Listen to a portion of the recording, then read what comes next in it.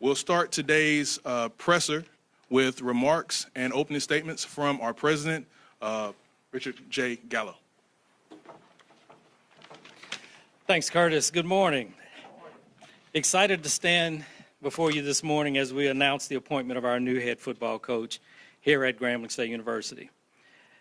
After an extensive and thorough search process led by a dedicated search committee, I'm confident that we have identified the right leader to guide our football program to new heights. I made it clear to Dr. Scott that I wanted a search committee that would represent stakeholder groups essential to the selection process. Represented on the committee were offensive and defensive leaders of our current Tiger football program, as well as highly decorated former G-Man. Our faculty athletic representative, current head coach of one of our other sports programs, and alumni representatives were among the group. I want to express my sincere gratitude to the members of the search committee and our special advisors for their commitment, diligence, and expertise throughout this process.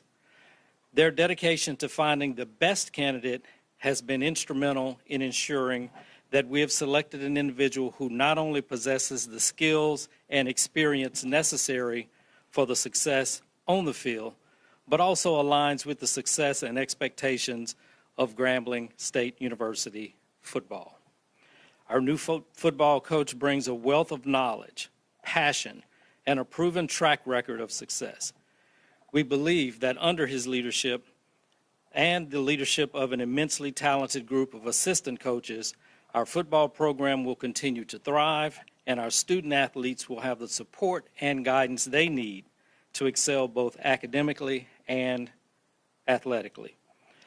I also want to take this time to acknowledge the exceptional leadership of our Vice President of Intercollegiate Athletics, Dr. Traven Scott, in spearheading efforts to enhance and improve all athletic programs at Grambling State University. His dedication to fostering a culture of excellence, both on and off the field, has been commendable. Together, we are committed to providing our student athletes with the resources and support they need to succeed in every aspect of their collegiate experience. Under his leadership, we've seen improvements in all of our athletic programs. Soccer won the SWAC championship just a month or so ago. Our men's basketball team were SWAC champions in the previous season. We've experienced a higher level of competitiveness and success in baseball, softball, volleyball, even our bowling program. Make no mistake, Dr. Scott and I share a vision that all of our programs will be SWAC contenders every year. Equally important are the improvements we have seen in our APR and other academic metrics. So, as we welcome our new football coach, let us collectively embrace the exciting journey ahead. Whether our new coach was your preferred candidate or not, I want to encourage you to support him and, above all, our young men who will be wearing the iconic G on their helmets next fall.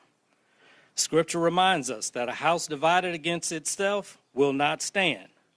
We must be one Grambling with one mission to take our program to the winning ways we expect, both on and off the field. I now turn it over to Dr. Traven Scott, Vice President of Intercollegiate Athletics.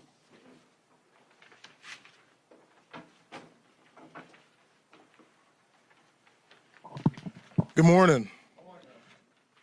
Thank you, President Gallo. Good morning, everyone.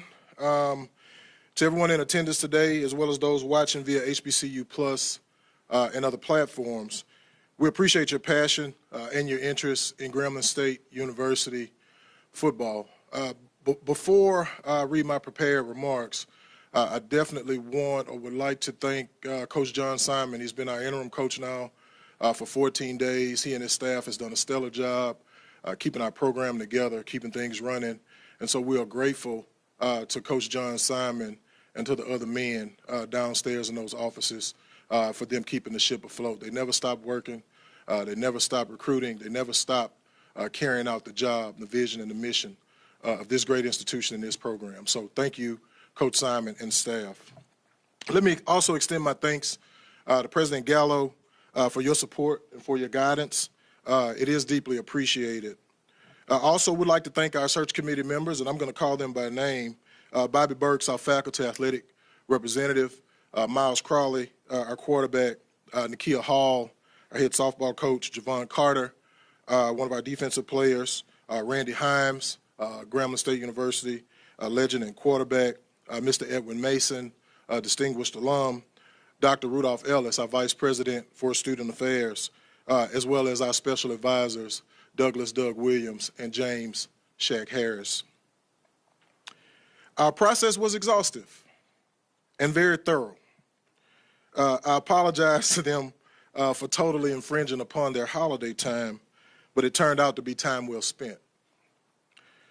I spoke to a number of people about Coach Joseph, current head coaches, individuals on college staffs, NFL coaches, NFL scouts, athletic administrators from previous coaching stops, and their responses were very consistent.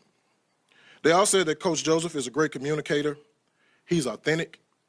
He builds great relationships. And his players, he builds great meaningful relationships and develops his staff and his players. He's a student of the game. He knows the game.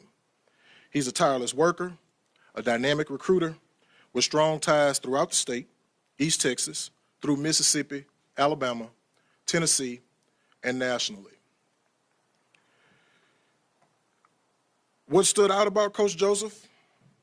Well, number one, he's detailed in his vision for all aspects of the program.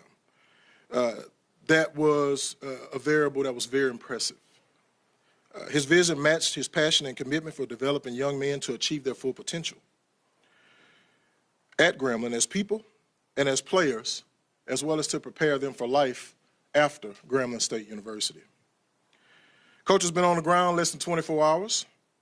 He's already met with coaches, recruits, and inquired about academics. I've already seen that communication in action. He spent the last 25 years preparing for today. His experience at Wayne State College, Tulane University, Central Oklahoma University, Nicholls State University, Langston University, Alabama State University, Alcorn State University, Grambling State University, Louisiana Tech University, Louisiana State University, and the University of Nebraska at Lincoln. They've all well prepared him to take the reins of our program. I'm excited about the future of our football program, and I ask and encourage all of the North Louisiana community to support Coach Joseph, his family, and our program. Gram fam and fans around the world, you can support Coach Joseph in a variety of ways. Give, buy season tickets, come out and enjoy and watch the G-Men play this fall. And to our football alums, our G-Men, I ask each and every one of you to fully support Coach Joseph and our team. You play a huge role into getting this program back to its rightful place as the icon of black college athletics. Without further ado, I'd like to welcome Coach Joseph back to Grambling State University and to North Louisiana. Please join me in welcoming our new head football coach of the Grambling State University Tigers, our head G-Man, Coach Mickey Joseph.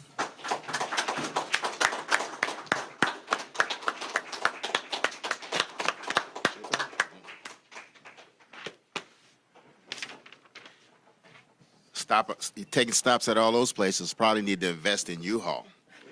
You know, but good morning. Good morning. It's great to be back. It's great to be back. First and foremost, I want to give praise to the honor to God for whom promotion comes. I want to send a special shout out to my parents and my brothers who's not here right now, who can't be here because they're coaching, and my parents, they're in New Orleans, but they're watching. And my longtime mentor, Patrick Simon, Ed Ogeron, Hank Tierney, Darrell Day, Skip Host, all the guys who helped me get here today. I want to thank President Gallo, Dr. Scott, and the search committee for selecting me to be the 12th head coach. not counting the interns. Institution that's renowned for its football. With great pride and enthusiasm, I accept this prestigious appointment. I'm honored to be back or having coached under Broderick Fobbs, and I'm deeply invested to the opportunity to lead the Grambling football program back to dominance. We're going to restore the order.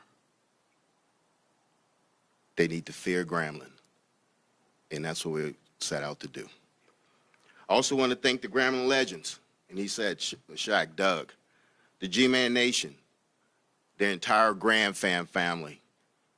When I was here, they were good to me and my family, and they will continue to be that because we're going to continue to be good to them. My journey in the world of football has been shaped by a profound commitment, excellent, with mentorship and relentless pursuit of excellence. My focus is to create an environment and our athletes to excel in the classroom, win championships on the gridiron. We want to be productive citizens in the local community to enjoy prolific careers once they graduate.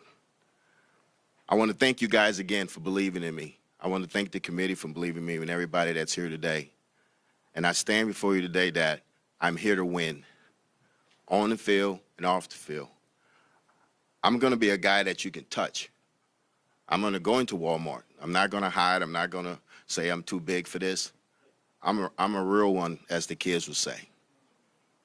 And I'm going to continue to be that way. I want to thank you guys again. I appreciate it. Now let's get to work and get back to restore the order.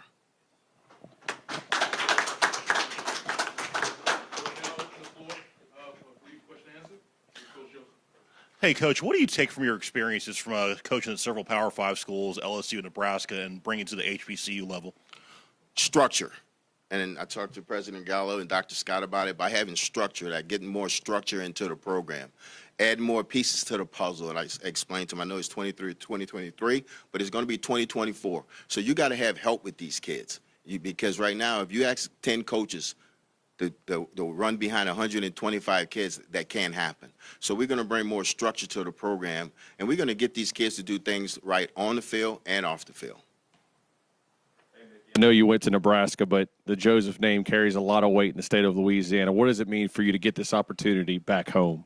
Well, you know what? I'm telling you right now, my mother and my father, who called this morning, my mom's a praying woman, and my dad, he's getting better. He's getting better. But they're so happy and elated that we're back. You know, my younger brother just accepted a job at Louisiana Monroe. He wanted to resign and come with me. I told him I couldn't pay him. You know, but we're going to touch every high school in the state of Louisiana when it comes down to recruiting. Because I think right here in the state of Louisiana, pound for pound, is the best state for its high school football. So we're going to draw a 5-hour radius around Grambling, but we're going to stay in state basically to recruit these kids. Next year, when you put this team on the field, what can fans expect from you on the sidelines and from the type of team that you're going to put out there? Well, my thing is, I'm passionate. I coach with a lot of emotion. You know, if my arms are folded, that means I'm upset about something. But I got to make the kids feel me. They're going to take on my personality. We're going to play hard. We're going to play to the echo of the whistle. But we're going to be passionate about what we do things. But and on the offense side of the ball, we're going to be very aggressive. We're going to be an RPO team. We're going to keep you off balance. Defense, we're going to come get you, and we're going to play man. We're going to be really sound on special teams. Fundamentals will override the scheme. We're going to be fundamentally sound.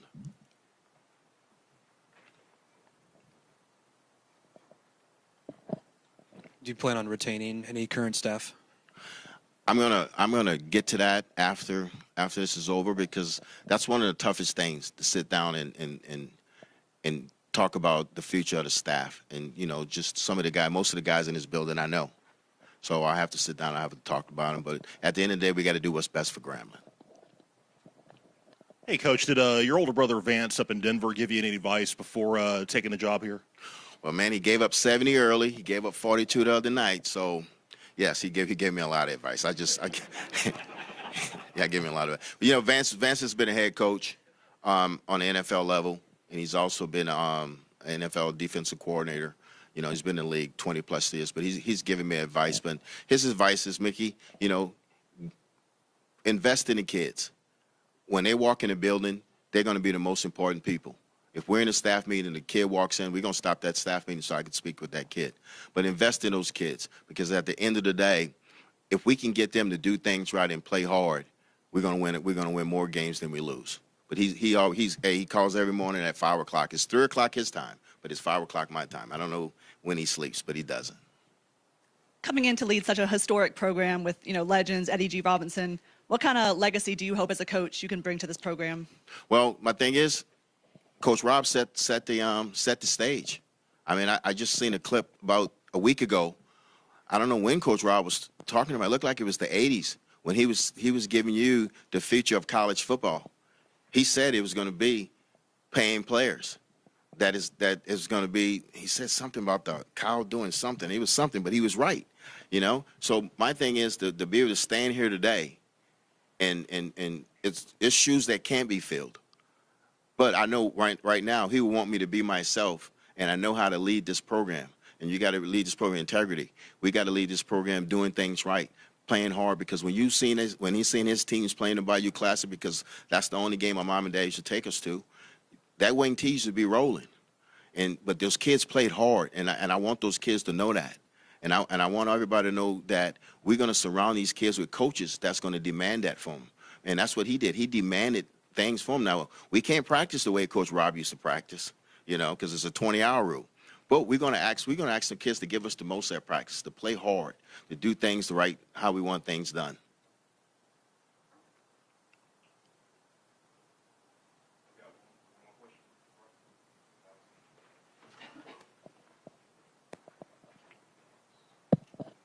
Curious, we've been talking just about restoring the G-Men program. I'm curious, coming from Nebraska, obviously a program that also in the past had its historic success. I'm curious, is there anything that you learned from trying to restore that program that you feel like you can take here?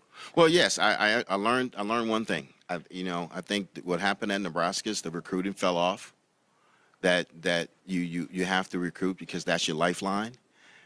And I think if you wake up every morning and you ask God to see you through the day, and you start recruiting, because at the end of the day, good players make good coaches. I mean, I was a good coach because I had Justin Jefferson, Jamar Chase, Terrence Marshall. I had all three of those dudes on the same field at one time. And I plan to do the same thing here. We want to bring kids here that want to play in the NFL. So we're going to recruit NFL caliber talent. But the thing about it is that we can't be scared of those type of kids. We can't be scared, but I think it's going to be really competitive around here. But we're trying to recruit kids that want to play in the NFL, and they're going to get their schoolwork. But we want to establish that. Like you said, we got to put fear into people now.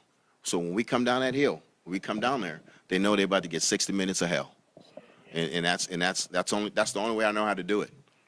But I think the kids are going to trust me because I'm going to trust them. I'm going to have an open door policy.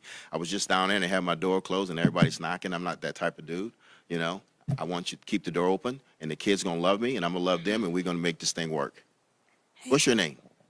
Matt, yeah, because you're going to ask a lot of questions. I know that. I like that, though. Hey, Coach. I know you talked about recruiting in-state kids, but due to the climate, do you look to take advantage of the transfer portal as well? Yes, I do have 85-15. 15% of the roster will be transfer portal, but 85 will be invested in recruiting and developing players. Because I think these days with the transfer portal, people are forgetting that the high school kid needs to be developed, that you can't give up on him after 3 semesters and say he can't play. So, yes, I want to use 15%, and that's what we'll be nationally in the transfer portal. And so you want to get 15% of those kids in here, but 85% would be kids that we recruit. Because we've got to continue to develop players. I think that works. I think we did a great job at LSU of developing players. I always go back to the story with Jamar Chase and Terrence Marshall. They were the top kids coming out of high school. But I only played them about 25 to 28% of the snaps their freshman year because they wasn't ready. But I continued to develop them, and they became first rounders and became second rounders. So we're going to develop them here. We're going to get high school kids, and we're going to develop them.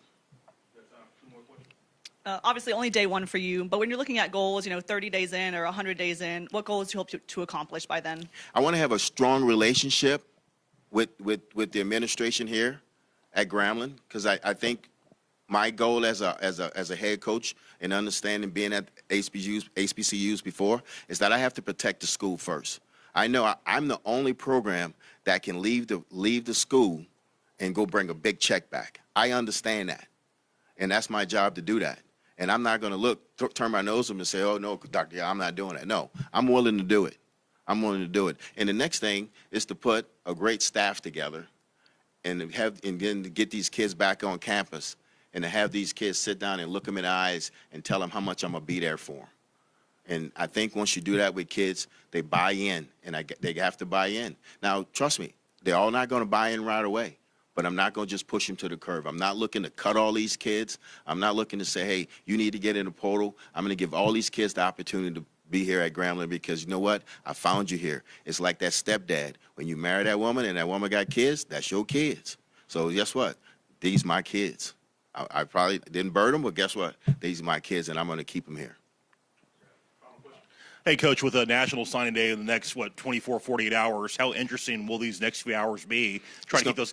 It's going to be big because I got to go through and see who's committed and who's still out there. But we still have time because we have the second signing day in February. Sometimes you got to let this first signing day as an FCS school clear up and see who's left out there. So don't be in a hurry. Don't go out there and say, hey, because right now all these kids are going to Alabama, Auburn, LSU. They're not coming. They're probably saying, oh, I'm not coming to Grambling. But come January, it's going to start sinking in. Grambling's the best place for me. So I do have a plan for that, but not to panic. We're going to get good players up in here. And listen, we have some good players on the roster. Don't get it twisted. We do have good players on the roster.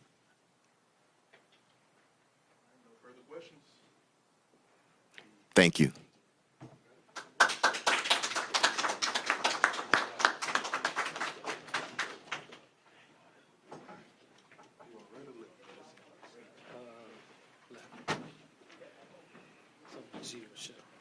Yes.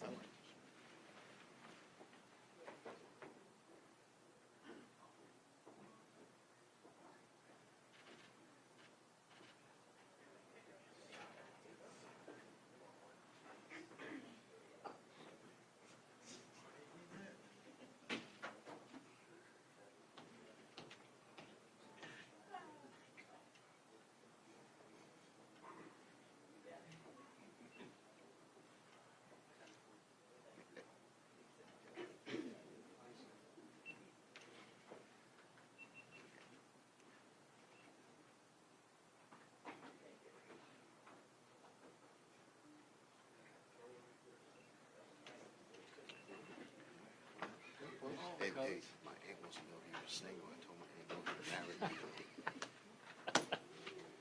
She was texting me.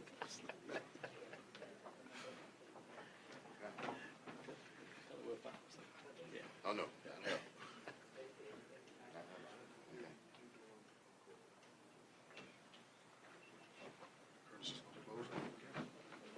Let's hear it one more time for new Grambling State head coach, Mickey Joseph. That concludes today's press conference. Visit gsutigers.com for more information. We thank you for joining us today and have a great day.